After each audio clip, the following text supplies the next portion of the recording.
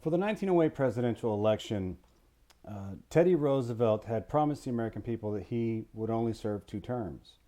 So his first term, he was not elected into office because he succeeded William McKinley, who was assassinated. Then he ran for re-election in 1904, and that essentially was his first elected term, but his second term as he deemed it in his own eyes. So he decided that he would not run for re-election, even though he was constitutionally allowed to do so at the time, and he would step away from politics. In the meantime, he would really advocate for his successor, William Henry Taft, who had been a longtime friend of Teddy Roosevelt, advocate, and had basically been handpicked as a progressive successor to Roosevelt. And it was assumed that in his election he would appeal broad-based to progressives, and enough to some of the old school conservatives that he would defeat the Democratic candidate William Jennings Bryan, who is running now for the third time for president. And so think about that. You're running for president for the third time, and of course, you don't win. That's got to sting. Boy, they really don't like you, I guess. You're popular, but not enough. Okay, William Jennings Bryan. Taft, however, wins the 1908 election and assumes the presidency shortly thereafter. But immediately, he begins to alienate people within his own party. He begins to alienate the people whom he elected or had elected him, the conservatives and the progressives, and he was deemed as trying to balance between appeasing the progressives in the party, the Republican Party that is, all the while appealing to some of the old school conservatives, and he was doing really neither.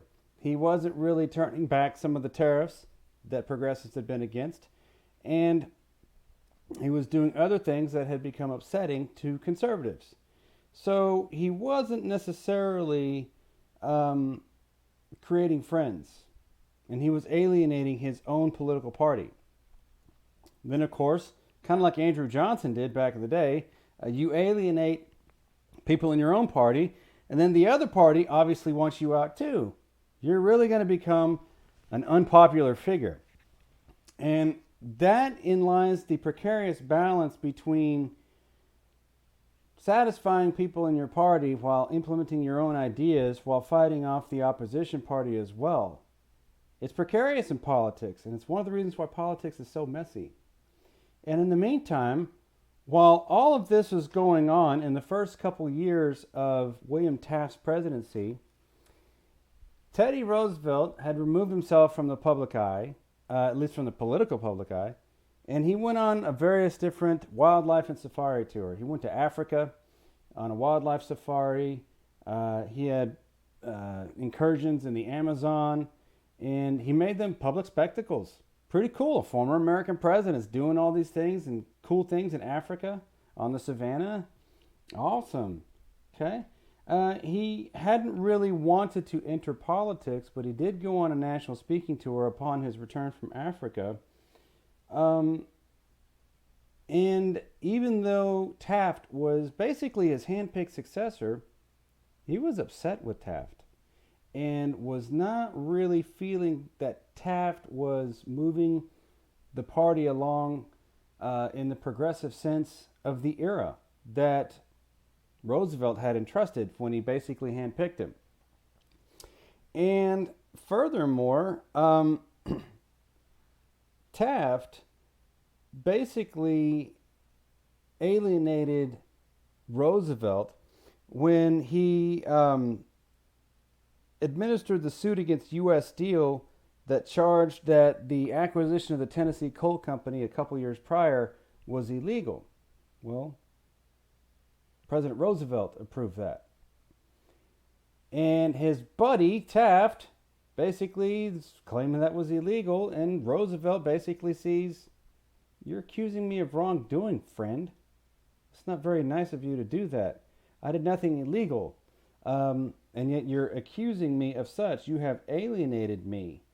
And then one of the other presidential candidates running in a presidential primary had a family issue and decided to bow out.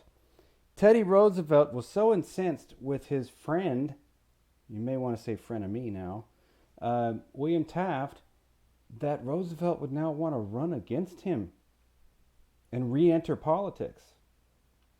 Problem. They're both Republicans.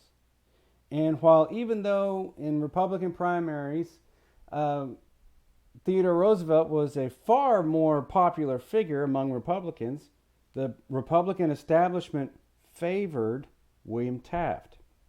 And it would become obvious that Taft would be able to secure the Republican nomination for re-election for president. It's an issue. Okay? I kind of liken that in 2016 to when Hillary Clinton ran against Bernie Sanders in the Democratic primary. It's very possible that Bernie Sanders was actually a little bit more of a popular figure among Democrats. But superdelegates in the Democratic Party in the primaries there wouldn't have that.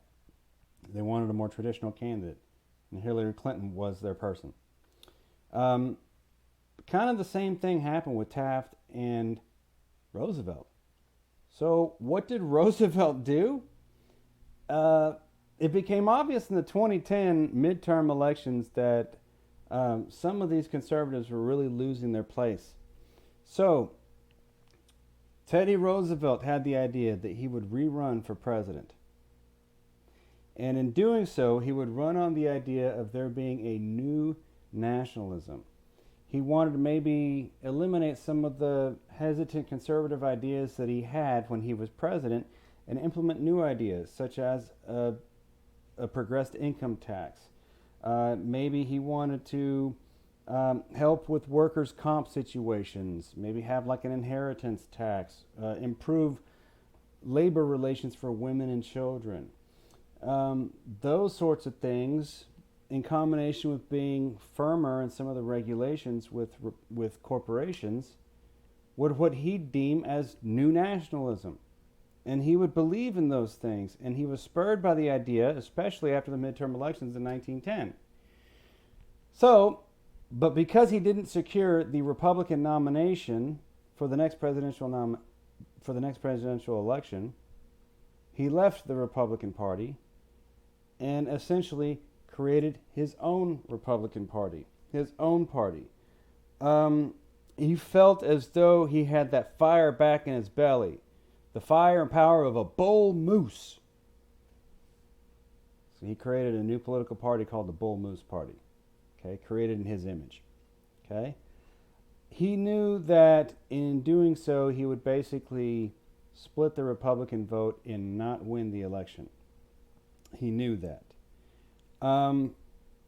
But it wasn't just because Teddy Roosevelt ran for election under a Bull Moose plan to defeat Taft. It was also because of the Democratic nominee, Woodrow Wilson.